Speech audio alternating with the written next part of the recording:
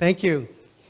It's my pleasure to be here. I've had a wonderful week visiting your schools. A wonderful host, Allison, from the ministry. I don't want to go home. I'd love to stay, but my wife wants me to come home to take care of the dogs. I've been in education for 34 years, and what I've learned over those 34 years is the most important people in the school are the educators, the teachers, because they are closest to the students, so they have the greatest chance to impact a student's life. That's so important. Next most important is the principal, and because the principal sets the culture for the school, and the principal can influence all of the teachers. And then we look at everyone else that supports them in the school, and the ministries of education, in your case, the cities. They set the structure to allow it to all happen. So we're like a big puzzle, and each of those pieces is important to have success. So today, I'm going to talk a little bit about our school system in Canada, but I really want to focus on deep learning and the next steps that I think you can start to take to make sure deep learning is available to every student in every classroom. So a little bit about Canada. So you'll see on the screen, our populations are very similar. 23.5 million for your country, 39.5 million for Canada. Where the big difference is the size. So here you can see Taiwan, and I've superimposed Canada on top of Taiwan. I could take 275 Taiwans to fit inside Canada. So you'll see the square kilometer of Taiwan is 36,000 square kilometers. Canada is almost 10 million. What does that mean for density of population? In Canada, we have about 4 people for every square kilometer. In Taiwan, you have 649 people for every square kilometer. So if I'm a student and that's all I see, that's what I believe. But it's wrong. If I'm a student and I learn deep learning, I'm going to ask more questions. I'm going to investigate further. And what I will find is that in Canada, 90% of our population lives within 150 kilometers of the United States along the border. So most of our country up north, there's no one living there. So we have very few people up north. So we're not what the books tell you. And deep learning is important because we want our students and our staff to ask questions, to get further knowledge, to find out true facts. And we will talk about that today as well. So some differences in our countries. We have no National Department of Education in Canada. You're lucky you have a National Department of Education. We have 10 provinces, and you can see the provinces listed here, and 3 territories. Each has their own education system. So we are hoping that deep learning will unite us nationally. But not every province uses deep learning. Not every school board uses deep learning. Most of our schools will run from September till June, Monday to Friday, 9 till 3:30 or 8:30 till 3. So our students are in school less than your students are. Our population in Canada, we have about 2 million students in K-12 across the country. So you might think, again, without deep learning, well, I could visit Nova Scotia down here or New Brunswick. But what you'd be missing is, of those, there's 5 million students in education. Of the 5 million students in K-12, 2 million are in Ontario. Another 2 million are in combined Alberta, British Columbia, and Quebec. So 4 million of our 5 million students are in 4 provinces. Again, without deep learning, I don't think about that. I think Canada must be spread out across all the provinces. Our eastern provinces are very small, but they're all important. We have lots of similarities to Taiwan. So we have preschool, which is free, ages 2.5 to 4. We have kindergarten, a 2-year kindergarten program in most of our provinces, ages 4 and 5. And I see some of you taking pictures. You'll have access to all of the slides afterwards. You can use any of the information. Our primary is similar to your school system, grades 1 to 6, ages 6 to 11. And where we start to get a difference is when you look at junior high and high school. So our junior high school is grades 7 and 8. So just 2 years. Those are our intermediate years. And then our high schools are grades 9 to 12. So 14 to 17-year-olds. And then students will go to, hopefully, college or university. So again, some differences between college and university from what you might read or hear about United States, where they just say everyone goes to college. In Canada, we have 230 universities. Those are 3-year degree and 4-year degree programs. We also have 200 colleges, which are 1-year and 2-year programs. So that's the difference between college and university in Canada. You have some similar structures here that I've learned in Taiwan. 55% of all the students that go to university are female. 45% are male. So we have more females going to university. And I don't know why. I've not researched that. Some of the professors may have an interest in looking at why we have more females going to university than males. This one, some people so far in my visits have said, that's a big difference. Our teachers are compensated very well in Canada. So after 10 to 15 years, they're at the maximum salary, which in Canada, very similar to United States dollars, about $96,000, which I believe for new Taiwanese dollars is $2,265,000. Principals make about 30% more than that in Canada. So the salaries are very good, and it's respected profession. But all of our costs are way more than here in Taiwan. So if I want to get I'd like to rent a 1-bedroom apartment in Ottawa, I need to pay about $2,200 Canadian. So while you make more money, all the expenses are more. When I look at how Canada does compared to Taiwan or Taiwan to Canada international scores, we're very similar. So PISA, many of you know PISA. When I look at the grade 10 students or 15-year-olds in math, science, and reading, you'll see here we're identical. 516.7, the scores. Now, I did not do this chart. It came from PISA. I put down Canada and Taiwan were both number 6. PISA says Canada is 6 and Taiwan is 7. We're both the same. So the new results will come out in December. So in December, we'll see the results for 2021, because they do this every 3 years. The challenge in many countries is we rely too much on standardized scores. That's a personal view for me. And deep learning, we still have to be concerned about scores because we have government officials that need to see our country score well. But deep learning is not about scores on tests.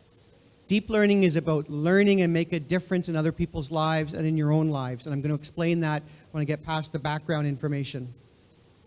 And here you'll see a few more details about where we differ. Taiwan scores much higher in math than Canada, and Canada scores higher in reading than Taiwan. But overall, very similar. So we have similar education systems, yet West versus East, we have different philosophies and different educational practices. My own school board, I have 87 schools that I'm responsible for, 50,000 students, 5,000 employees, and we are an immersion school board. So every school has English and French. We do offer Mandarin, but Mandarin's on Saturdays, and it's our #1 international language. So we have many parents that want their children to learn Mandarin, but it's optional for our students. But everyone learns English and French in Ottawa.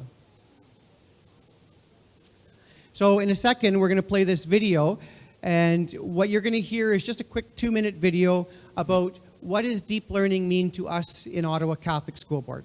So we'll play the video. Imagine the wonder of a child. Imagine their childhood hopes and dreams for the future. Now imagine the world today.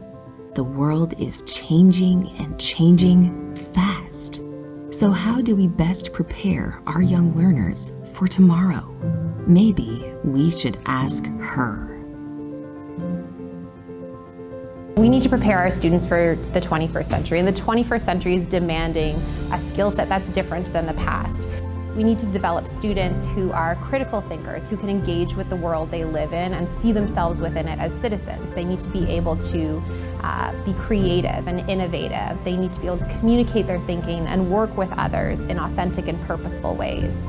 There are so many jobs that are being created every day that didn't exist 5, 10 years ago, and they're requiring these skills that students need to be able to have. They need these transferable skills. Deep learning unleashes every student's potential. It gives them the skills to solve the complex issues facing us today and in the future. We know they are ready to make a difference in this world, and we know who will get them there. Deep learning, quality learning that sticks with you for life.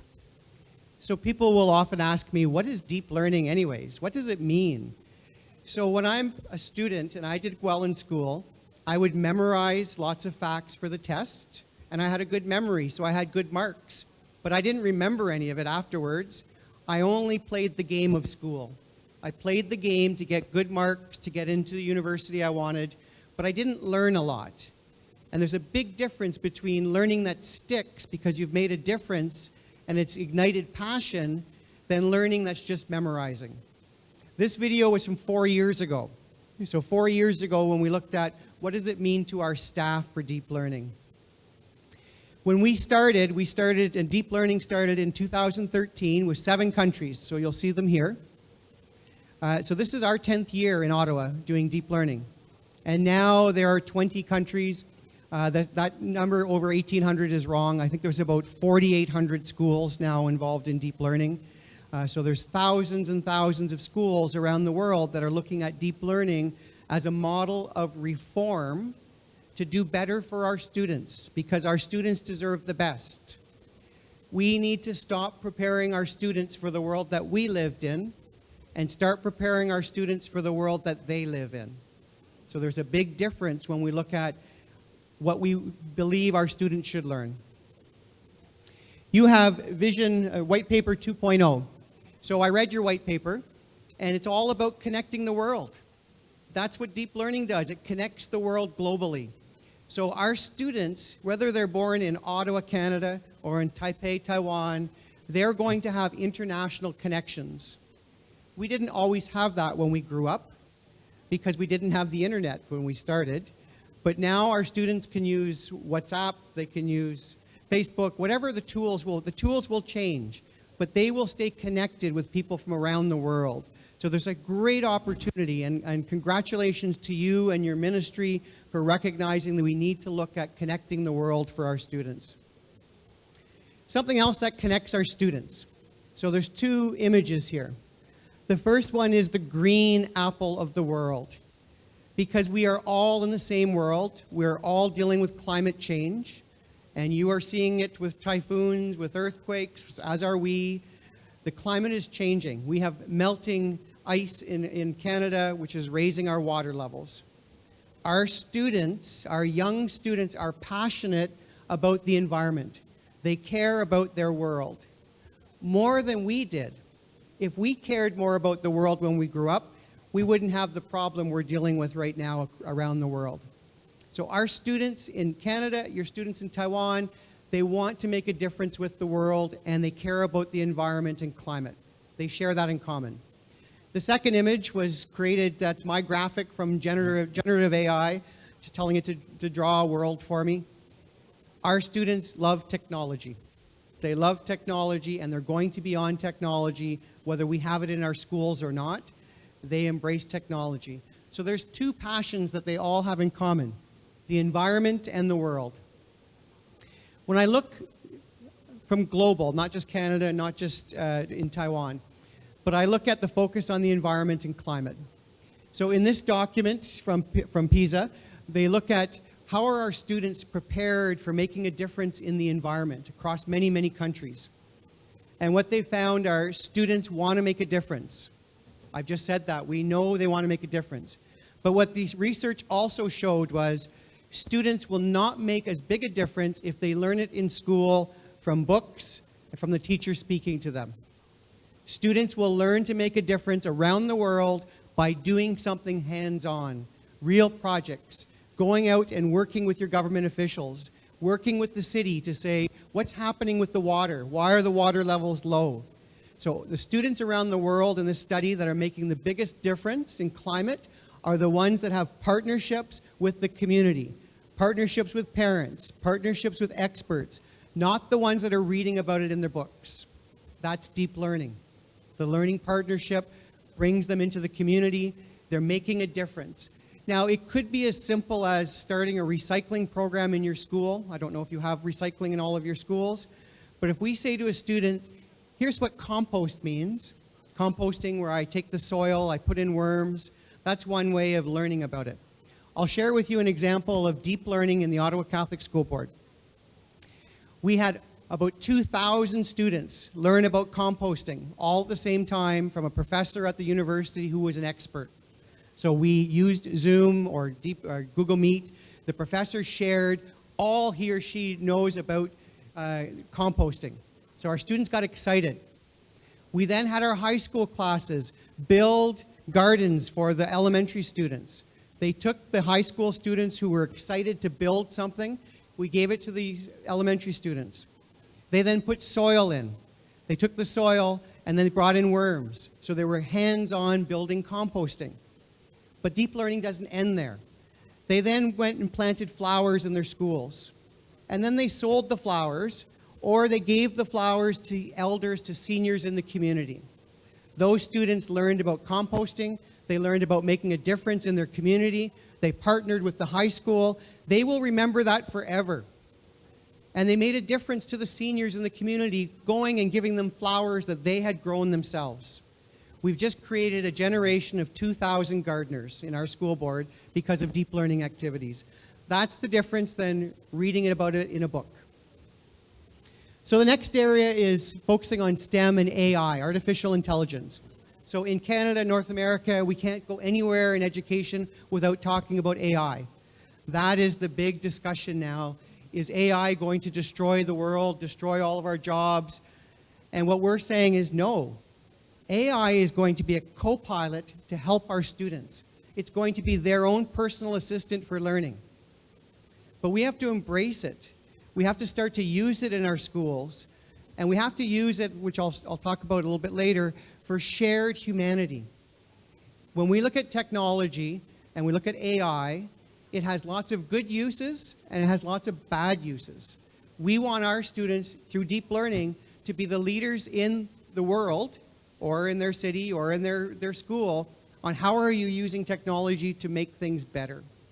This report, although AI is the big buzz in North America for education, this report shows it represents less than 1% of all the current jobs. So, do I spend a lot of time worrying about 1% of the current jobs? Yes, I do, because the future jobs for my students when they're my age will involve AI.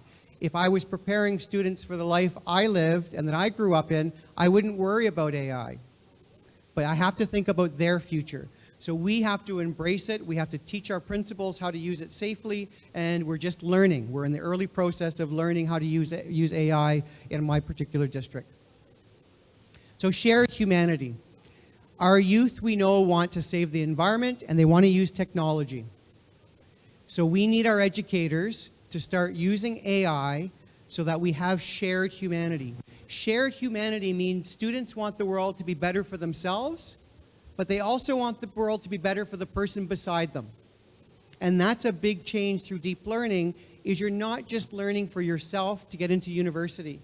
You're learning to make your school better, to make your city better, to make eventually your world better.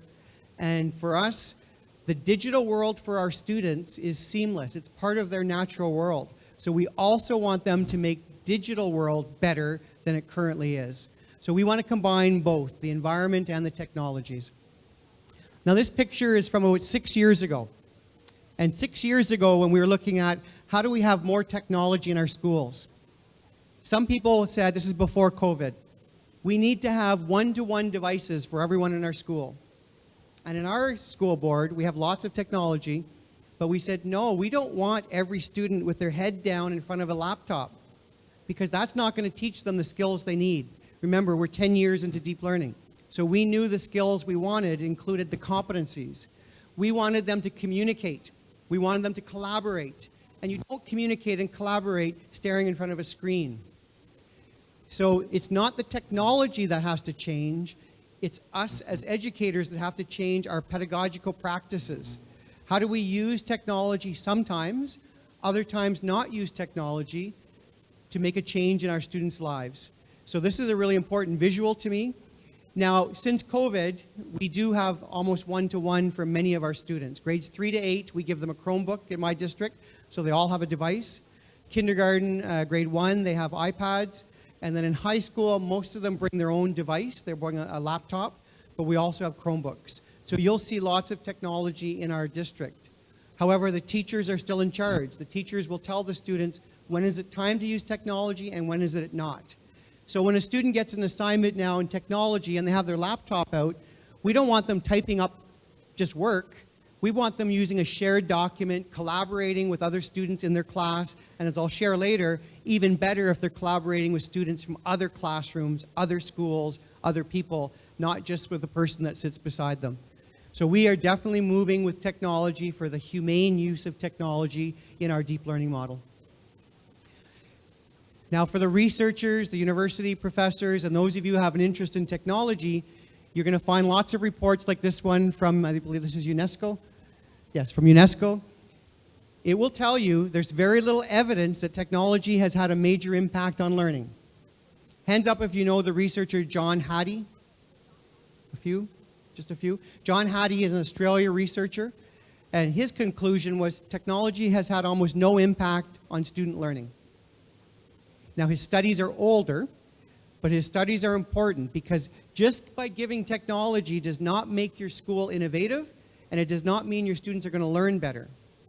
With this report, and this is more recent, this is 2023, this study tells us that technology can have a detrimental effect.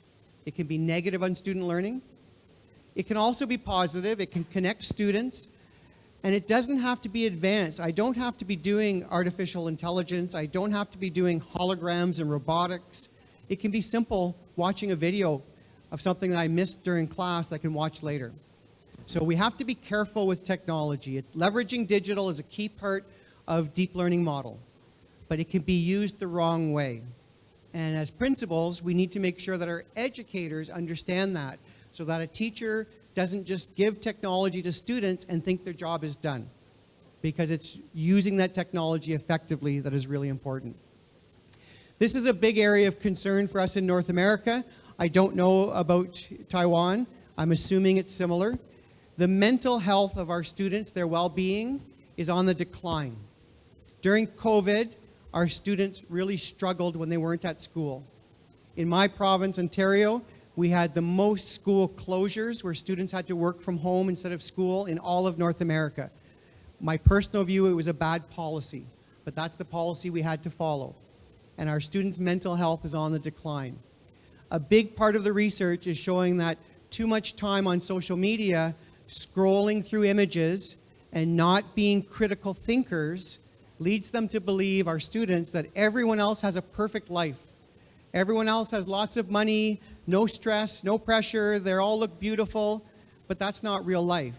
But that's what they see on social media.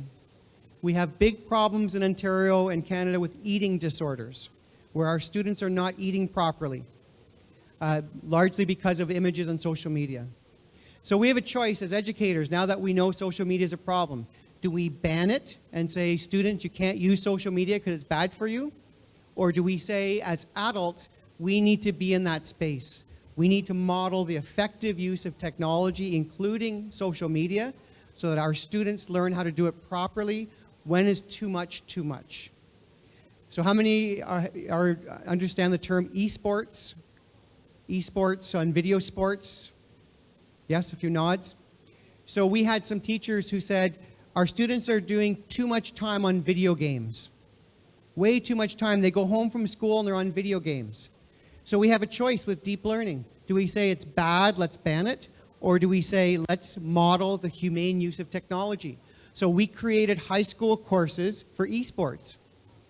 They learn business, they learn marketing. It's a multi-billion-dollar industry, but we also teach them the risks of doing too much online, not getting proper sleep. So we're embracing esports as a way to move forward and help their mental health.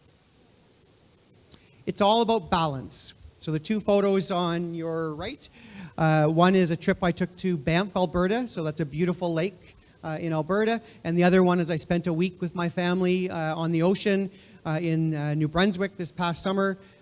Little technology, more nature. So I need the balance. And balance is what we want for all of our students. The big job you have as principals is to establish the why. Why should you move to deep learning in your school or in your city or in your network of schools? That's your number one challenge, is coming up with the answer of why should we change?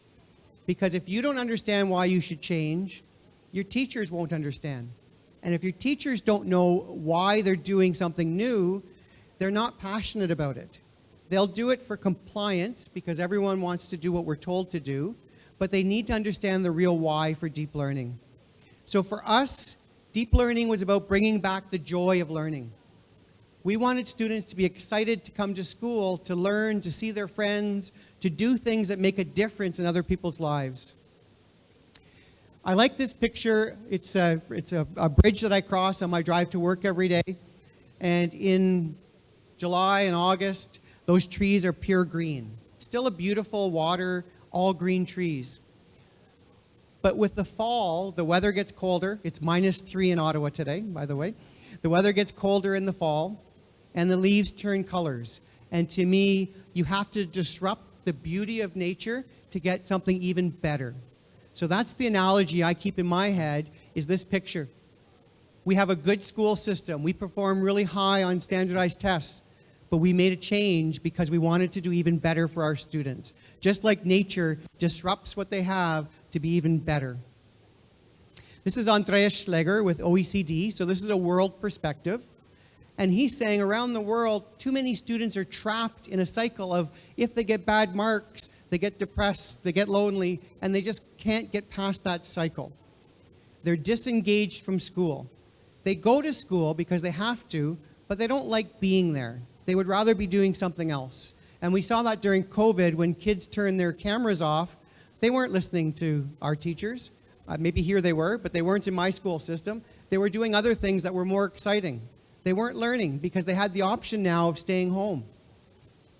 So we had to have a shift. And many years ago, we said to our principals, what is it that you hope for your students? What do you want your students to do and be good at?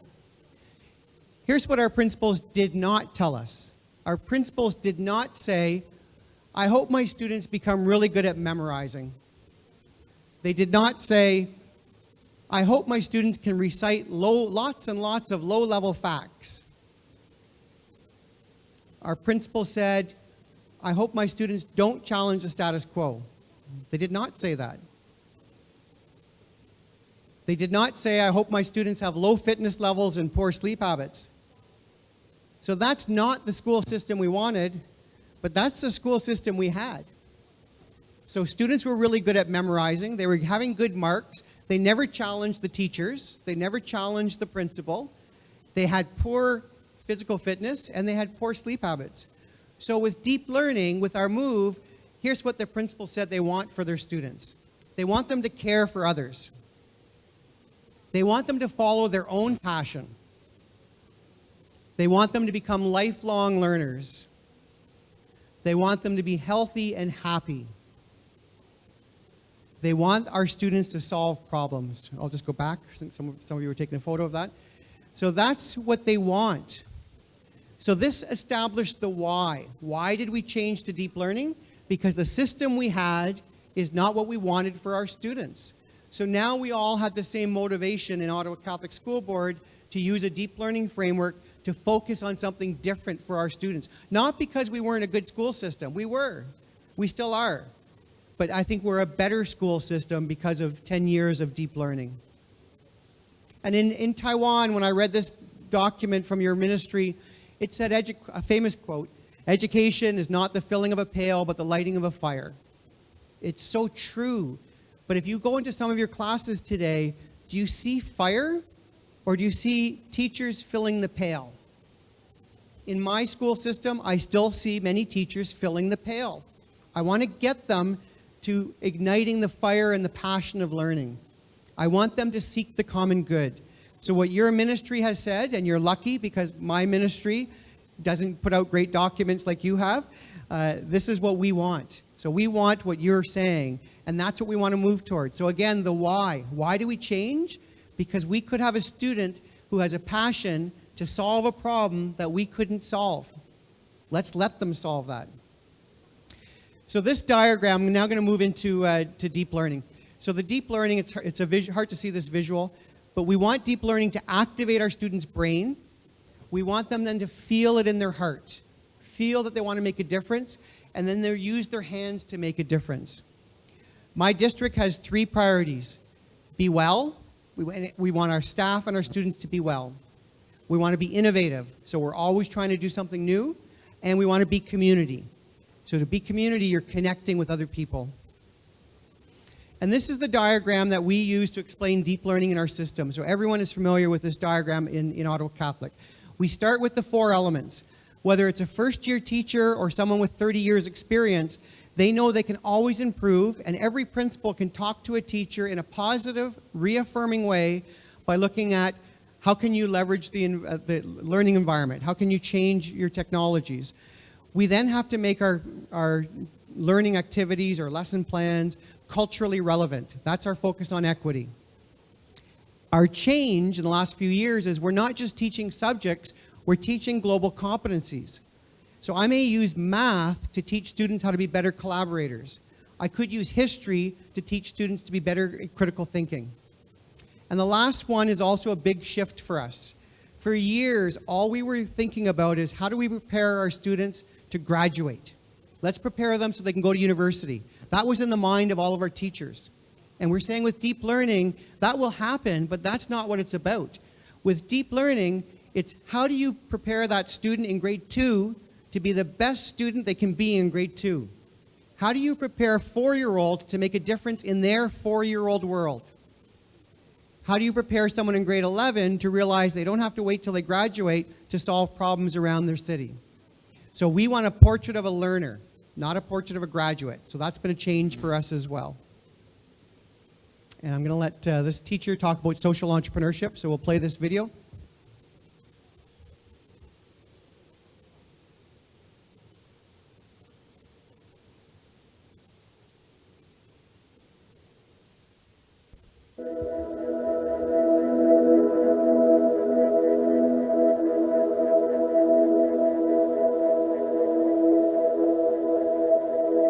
Welcome to the Ottawa Catholic School Board's Social Entrepreneurs Program, an empowering, deep learning opportunity for students from kindergarten to grade 12. It's not just a program, it's an enriching, business-oriented, and student-led initiative that ignites the entrepreneurial spirit within. We went through a whole journey of thinking and learning and growing our mindsets and just working hard for the community and grow others. Students begin their journey by researching and selecting a social issue. Then they match their social issue with related charities. We asked for about like $350. Okay. Yeah. And we got our amount, but we had to like pay them back, Yeah. of course, because It was still a pretty good It was deal. a loan. Yeah. So, but we still had like a lot of money left over. And they And really then we liked our donated that to business. Clean Energy Canada. And they liked our business idea, so then they donated. With the support of administrators and dedicated community partners, they begin to build their social enterprise. It completely blew me away. My initial goal was to simply bring awareness to the water crisis in Indigenous communities across Canada. And then we built this amazing project with the kids from St. George and created everlasting. Every last sip raised so many funds that instead of just installing one filtration system in Oakdale, Labrador, we're now able to install. This was the best morning of my week, if not maybe my entire career at Clean Energy Canada.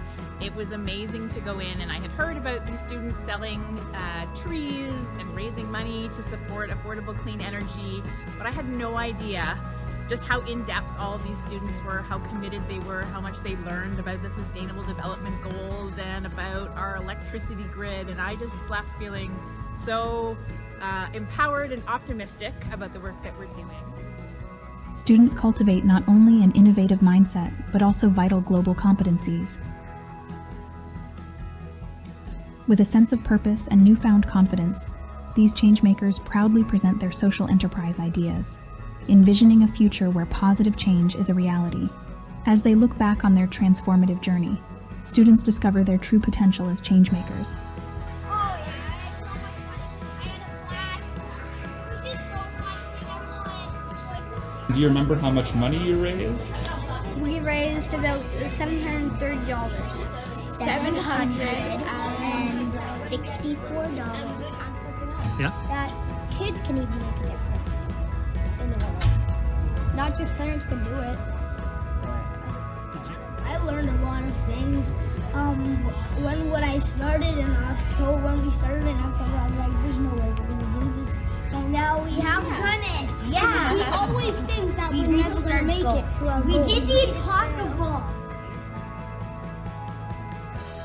So another example. Join us in the OCSB Social Entrepreneurs Program and empower the next generation of changemakers. So I could have just called it deep learning. Social entrepreneurship is deep learning in action. We have that from kindergarten to grade 12. Kindergarten, 4-year-olds will do the same thing. So they'll match with a business partner in the community who works with the teacher. They will have a pitch. They'll decide which charity you want to support, how are we going to support the charity. And then what you see through the teachers, they're using thematic teaching to teach the concept. So the curriculum is still being addressed. The kids are learning throughout. And the passion there from the students is they did the impossible. They had fun. They made a difference. So they are change makers. So that's so important. And Dr. Fullen, who is the powerhouse of deep learning, Dr. Fullen talks about social entrepreneurship being a great example of learning about the 6 C's. I'm going to go quickly, so I hope our translators can stay up to speed with me because I'm running out of time, but I have lots I want to show you. So I'm going to skip the other videos, but I'll talk about students as change leaders, and I want to get into the future of deep learning and how you can change your whole system. So this is a complex drawing that Dr. Fullen will be releasing in some of his upcoming books. But the focus now is not just student achievement. It needs to be student well-being and learning and student achievement, both at the same time. We need to look at the social connections, but also the machine language connections. How will we embrace AI along with the human capital? We never can leave behind equity and equality. We always have to be framed in what we're doing with an equity lens. And systemness means if you can get your entire school doing it, or your entire network of schools, now you're really going to exploit deep learning because you've got many people working together. These pictures I'll go through quick, but one of the first things we did in our school was we changed our learning environments. We got rid of almost all of the desks in elementary. We've not had as much success in high school, but I'm going to show you a bunch of pictures now of changing the learning environment. So our learning environment is suited for today's students. They're active, they're up. They can use the entire school. So these are pictures of hallways. Our hallways become learning spaces, not just the classroom. So that's a hallway that's designed through deep learning so that the learning space, the teacher can have some students in the hallway, some in class, students teaching students, helping one another, because that's a learning partnership. Students with students, it doesn't need to be just student and teacher. This is a high school. So as much as possible, when we teach math, we want thinking classrooms. Instead of having a student staring down at their desk who knows how to do the math problem, we want our students up all along the outside of the classroom, whether you're using technology or not, so that if I'm a student that doesn't understand it, I don't have to wait for the teacher. I can look around and see what other students in the classroom are doing. I can ask them. Now I have 25 to 30 teachers in my class instead of one. So as much as possible, we're trying to create thinking classrooms where our students are up, because there's lots of research that students need to move during class time. They should not be sitting at their desk for 50 minutes. In our system, the classes are 75 minutes. So we need our students moving during class. Just some more examples. These are safe spaces. So social emotional learning, looking at how do students feel well. In all of our elementary schools, we have a space that the students can go to when they're upset, they're not feeling well, and each of them has brought something in. It could be a picture of their family, it could be a picture of their dog, something that will help them feel good just to relax. So we have that in every one of our elementary schools. And here we look at how do we bring Indigenous education into our schools. We work with elders. Our Indigenous elders have a lot to offer us. Canada has a terrible history of how we tried to change Indigenous, First Nations, Métis, and Inuit, and we need to fix that through a school system. So we now involve people coming in. I'm going to skip the videos, the last videos. Learning environments, when we build our schools now, our schools are so much smaller compared to your schools. I was blown away at how big your high schools are, how big your elementary schools are. This would be an elementary design for about 500 to 600 students. So that's a design, but we intentionally build deep learning throughout. So the hallways are teaching spaces. The whole school is a teaching space. This is an example of the school being a teaching space. You can see the mechanics. So we want to teach our students about the foundation. Well, let's put a glass in the floor so students can look to see how the joists are built. Let's put a glass in the wall so they can see it. It's like a teaching museum. So we want our schools, the buildings themselves, to be used for teaching. And our learning commons or maker spaces, we changed our libraries to learning commons. Our libraries had too many books that students weren't using. So we got rid of 1/3 of all the books that no one had checked out. We looked at the data and said, no one has looked at these books in 20 years. Let's get rid of them. We had 1/3 of our books that only a certain teacher used. We put those in the classroom. That left us with 1/3 of the books in every library. It opened up lots of space for students to meet, to collaborate, to communicate. And there were high interest books that were left. We put in couches. We have pictures on our wall of, it could be a fireplace burning. It might just be a LCD screen with a fireplace on it. But now our students love coming to our libraries and our learning commons, and that's where our maker space is as well. And this is showing how we now build the outdoors, more of the outdoors for a learning environment. It gives us coherence. So coherence is a key word for principals. When we brought Indigenous education in, working with elders, it wasn't a new initiative. The deep learning framework is our framework for teaching and learning. Anything new from the government fits into the deep learning model. So when Indigenous education was important, it wasn't something new. We said, where's your learning partnership? Link with the elders. How can you change your learning environment? Let's build outdoor spaces based on Indigenous education. Let's change our pedagogy to include more of an equity focus. And let's digitize languages that have been lost by other generations. So it fit into it. This is the coherence that talks about start with intra-school. If you have a teacher doing a great job in deep learning, connect them with other teachers. The next is inter-school. Connect teachers from one school to another school. That energizes the teachers. They get excited, just as you were excited when you came in today and you saw people you hadn't seen in a while. Our teachers working with other teachers, especially with Google Meet or Zoom, really has an impact. The district, for the district is me, and in your case it might be the municipality or the ministry, they need to be a partner, which you have. And then finally, the schools with the district. So all those 4 areas will lead to coherence. Can I go for another 5 minutes for our organizers? Take 5 more? Okay. So here's how you get to scale, and I will do these really quickly. But it's coherence across a district or a school. That's how you're going to get deep learning. It can't be an initiative. It's not, I'm a deep learning teacher and you're not. I'm a deep learning school. All of our schools use deep learning because that's our teaching and learning framework. You're not a school or not a school. So we have website resources. We have a multi-year strategic plan where we talk about how will we improve in deep learning in each area. And my annual report tomorrow is my AGM with my school board, so I will present to my trustees, the people I report to, and it will be filled with examples of deep learning. Our social entrepreneurship, you saw, we have that available in every class as examples of deep learning. Our budget, we have to put money behind it. So if classes say, I can't leverage technology because I have no technology, I have to give them money to get technology. When we bring art teachers together, we don't bring art teachers together and say, create a wonderful art project. We bring our art teachers together and say, pick one of the global competencies. What's a competency your students need to develop? Now use art as a combined art project between teachers to develop that global competency. So they start with a competency in mind. Our thinking networks, I mentioned about thinking classrooms. We'll say to each math teacher, tell me about the 4 elements. How can the 4 elements of deep learning help you as a math teacher? Our makerspaces, when we introduce makerspaces, it can't just be a club. I'm not just going to the library to make something. I'm putting together a club with the goal of helping the students to collaborate, helping them to be critical thinkers. So I'm designing my activities to have more global competencies. Culturally responsive teaching. It's a big one for our board. We have so many different cultures in Canada in our classrooms. The students need to see themselves. That means the teachers, it's not something brand new. If we have a bunch of students who moved into our school district from Ukraine, which we did during the last year, we said to our teachers, this is not something new. Change your pedagogical practice to address the students who don't speak English. Use the leverage the technology. Partner with the community. It fits into deep learning. I mentioned social emotional learning. I mentioned math already. Robotics and coding.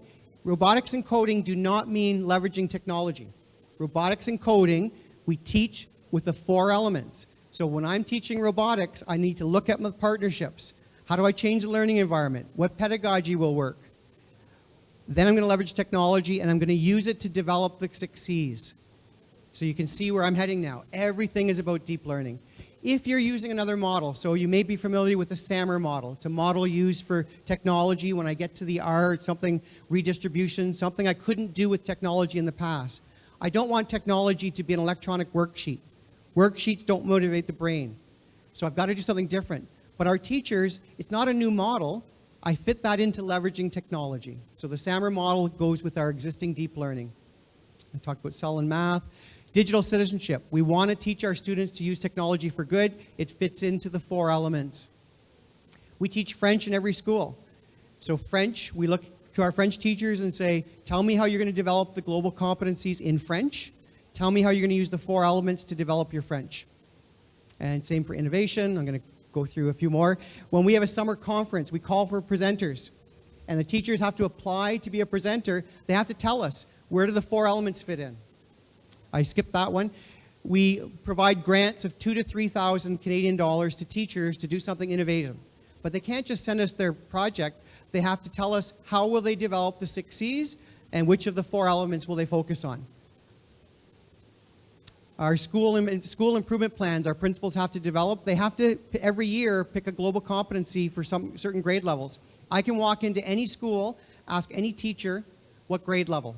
What is your competency that you're focusing on?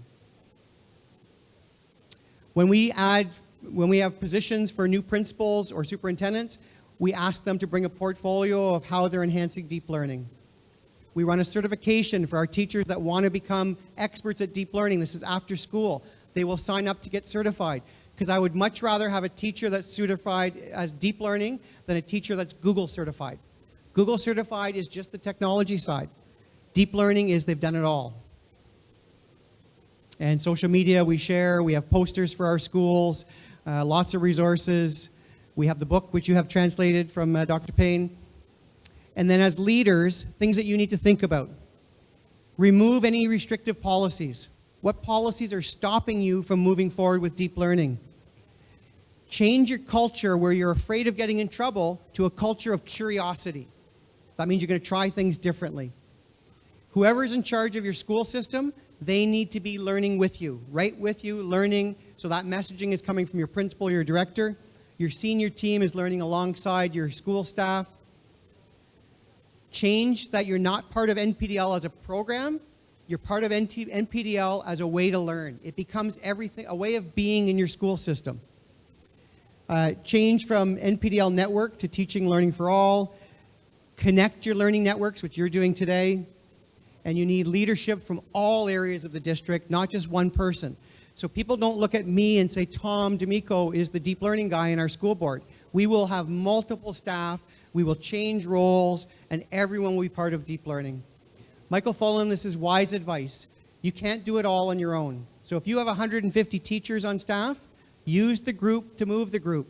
Build your network so teachers are improving other teachers, and you're working with the key leaders, building capacity.